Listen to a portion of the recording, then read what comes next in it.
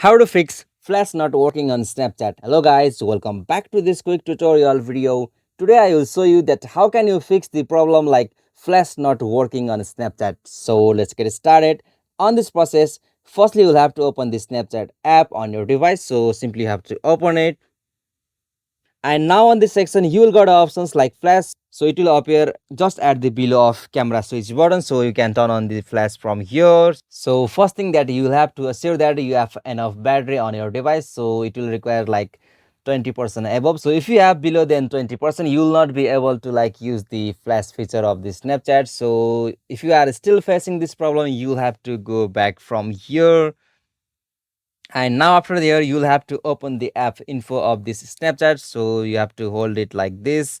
And now from here you'll have to tap on the info option just at the top right corner of that Snapchat pop-up section, so simply tap on it. And now from here you'll have to scroll down and go with the option storage, and now from here you can easily clear the cache of Snapchat, and all the way back from there. And here you have to again tap on the options for stop, so simply tap on it. Okay, so it will restart the settings of your Snapchat, so click on OK.